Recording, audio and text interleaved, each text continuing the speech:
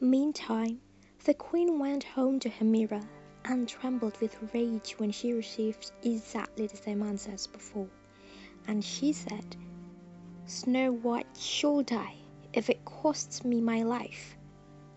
So she went secretly into a chamber and prepared a poison apple. The outside looked very rosy and tempting, but whoever tasted it was sure to die. Then she dressed herself up as a peasant's wife and travelled over the hills to the dwarf cottage and knocked at the door. But Snow White put her head out of the window and said, "I did not let anyone in, for the dwarf have told me not." "Do as you please," said the old woman. "But at any rate take this pretty apple. I will make you a present of it." "No," said Snow White, "I dare not take it." "You silly girl," answered the other. "What are you afraid of? Do you think it is poisoned? Come, do you eat one part, and I will eat the other." Now the apple was so prepared that one side was good, though the other side was poisoned. Then Snow White was very much tempted to taste, for the apple looked exceedingly nice, and when she saw the old woman eat, she could refrain no longer.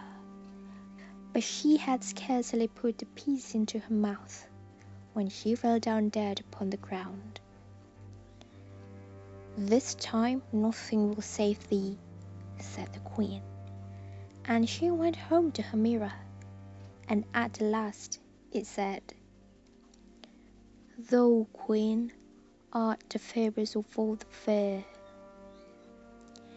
And then her envious heart was glad, and as happy as such a heart could be. When evening came, the dwarf returned home. They found Snow White lying on the ground.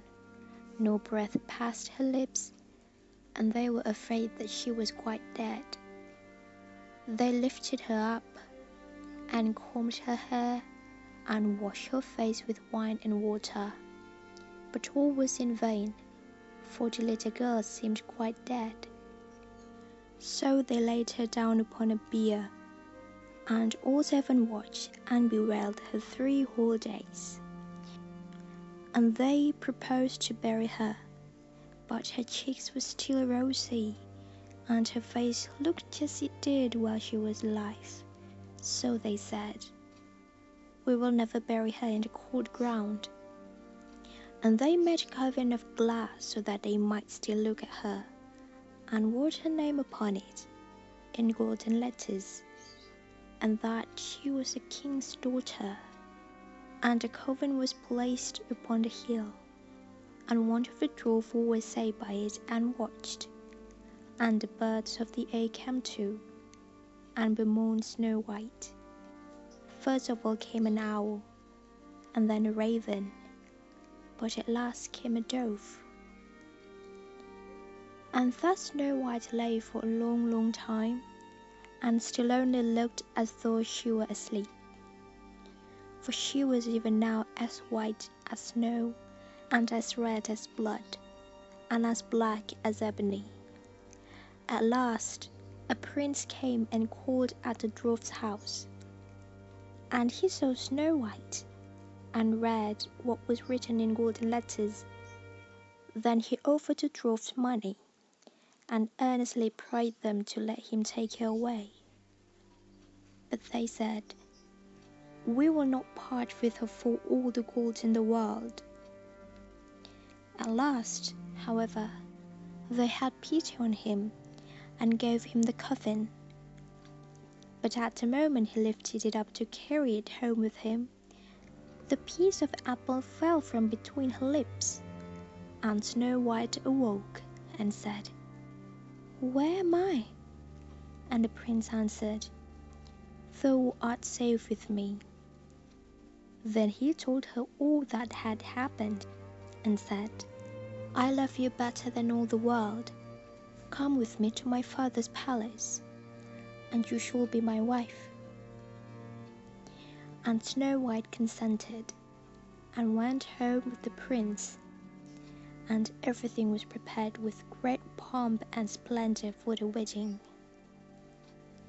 To the feast was invited, among the rest, Snow White's old enemy, the Queen. And as she was dressing herself in fine rich clothes, she looked in the mirror and said, "Mirror, mirror, tell me true, of all the ladies in the land, who is the fairest? Tell me who." And the mirror answered, "Thou, lady, art lovely as here, I ween, but lovelier far is the new-made queen." When she heard this, she started with rage, but her envy and curiosity was so great that she couldn't help setting out to see the bride. And when she arrived and saw that it was no other than Snow White, who, as she thought, had been dead a long while, she choked with passion and fell ill and died. But Snow White and the prince lived and reigned happily over the land many, many years.